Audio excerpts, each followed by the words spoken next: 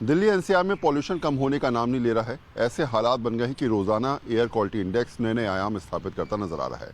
दिल्ली वाले बेहद खराब हवा में सांस लेने पर मजबूर हैं और ऐसे में क्या दिल्ली के अंदर भौगोलिक दृष्टि के हिसाब से ये स्थिति और ज़्यादा खराब होती नजर आ रही है। मेरे साथ डॉक्टर विंध्यवासिनी पांडे जी हैं, डायरेक्टर हैं और भूगोल को बेहतर तरीके से समझाएंगे भी हमें कि आखिर भौगोलिक दृष्टि से दिल्ली की जो हालात बने हैं क्या सच में पॉल्यूशन भी एक वजह है, क्या कह सकते हैं हम? बिल्कुल। देखिए, दिल्ली महानगर और दिल्ली एनसीआर दोनों को हम ध्यान से देखें तो जो सबसे बड़ी समस्या है कि दिल्ली एक उभरती हुई महानगर है जिसमें अनेक प्रकार के ग्रोथ और डेवलपमेंट दोनों चीज़ें चल रही हैं। ग्रोथ भी हो रहा है और डेवलपमेंट भी हो रहा है, यानी जनसंख्या का विस्तार हो रहा है, साथ में दिल्ली का भी विस्तार हो रहा है जिसमें बड़े पैमाने पर कंस्ट्रक्शन हो रहे हैं, मूलभूत सुविधाओं का विकास हो रहा है, बड़े पैमाने पर जनसंख्या आउट माइग्रेट करके आ रही है और दिल्ली में इन माइग्रेट हो रही है।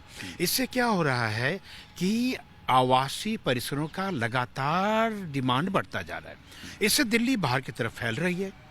इसका कारण ये हो रहा है कि बड़े पैमाने पर कंस्ट्रक्शन, सड़कों का निर्माण, अन्य प्रकार के जैसे मेट्रो है, सड़क है, निर्माण से बड़े पैमाने पर धूल, दिल्ली की जो सड़क पर गड्ढे हैं उन गड्ढों से धूल निकल रही है।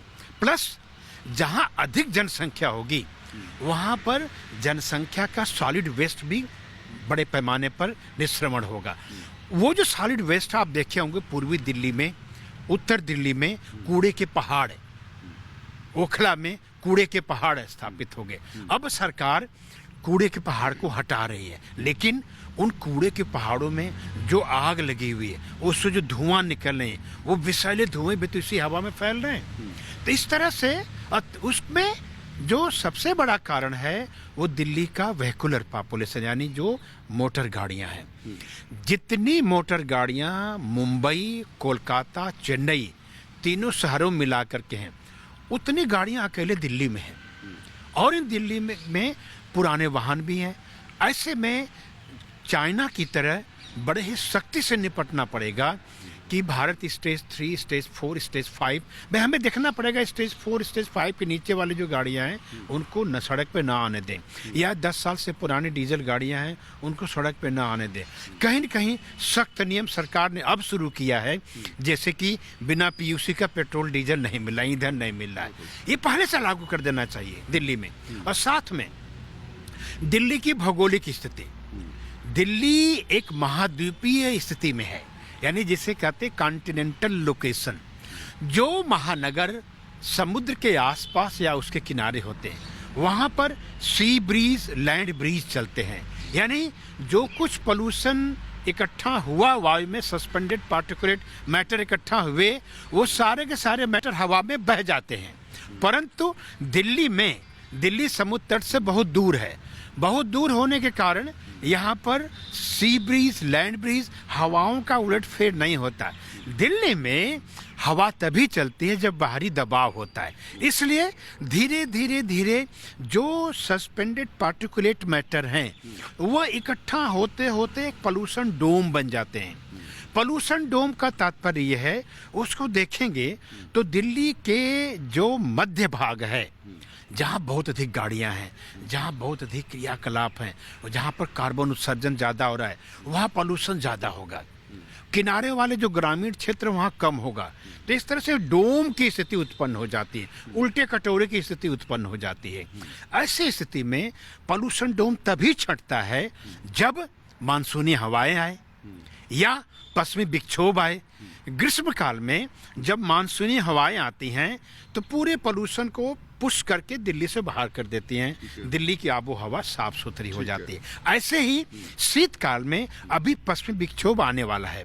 पश्चिमी विक्षोभ के आने के बाद बारिश होगी दिल्ली एनसीआर में, हिमालय के पर्वत पर बड़े पैमाने पर स्नोफॉल होगा, ठंडी हवाएं आएंगी, शीतलहर चलेंगी, फिर दिल्ली की जो पोल्यूशन है वो प्रवाहित होकर दिल्ली से बाहर चला जाएगा। आपने कहा कि एक तरीके से कटोरा नुमा जो है वो एक पूरी वो बन जाती है आकृति, जिसकी वजह से कहीं ना कहीं हवा ना होने की वजह से वो पूरा कटोरा जो है पॉल्यूशन को वहीं दबा देता है। अगर मैं आपसे जानना चाहूँ कि अरावली की पहाड़ियाँ एक तरफ जो है वो दिल्ली का जो आकार है, एक रिसर्च आई जिसमें कहा गया कि दिल्ली का जो आकार है वो एक तरीके से गड्ढे की तरह है, एक कटोरे की तरह है।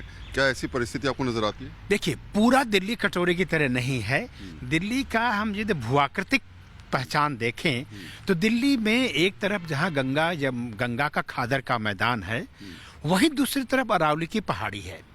तो जैसे आप देखेंगे, रायसीना पहाड़ी से लेकर के कमला नेहरू रिज तक, एयरपोर्ट से लेकर गुड़गांव तक का जो दिल्ली है, जैसे पहाड़गंज है, करोल बाग है, ये सारे जो एरियाज हैं, ये तो सब अरावली के ऊपर स्थित हैं।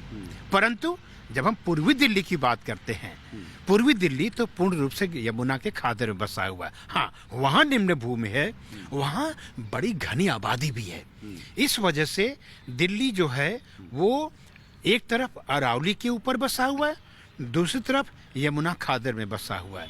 तो यमुना खादर का जो भाग है वो लो लैंड है, नीचे की तरफ है। जो अरावली का भाग है वो थोड़ा ऊपर की तरफ है। यानी कहा जाए तो नाव वाली स्थिति बन जाती नाव वाली स्थिति बन जाती है ना? बिल्कुल। अब इसे अगर आसान शब्दों में बने तो नाव भी एक तरीके से कटोरा टाइप का ही होता है और चारों तरफ से घेराबंदी हो जाती है, जिस चक्कर में ऐसे हालात बन जाते हैं कि कहीं ना कहीं हवा ना चले तो सब बेकार। हवा न चलने पर संकेंद्रण बढ़ता जाता है, वही पोल्यूशन का कारण बनता है। बहुत बहुत धन्यवाद हमसे बातचीत करने के लिए। इंसाफ है कि दिल्ली में फिलहाल प्रदूषण बढ़ने के कई सारे कारण हैं, रिसर्च भी आती है, लेकिन इस नई रिसर्च में ये बात ज़रूर सामने निकल के आई कि दिल्ली में फिलहाल जो प्रदूषण लगातार बढ़ रहा है उसमें कहीं ना कहीं दिल्ली की भौगोलिक दृष्टि के हिसाब से चीज़ें सामने निकल के आती हैं। कैमरा पर्सन फिराज सिंह के साथ वरुण सिन्हा, न्यूज़ 24 दिल्ली।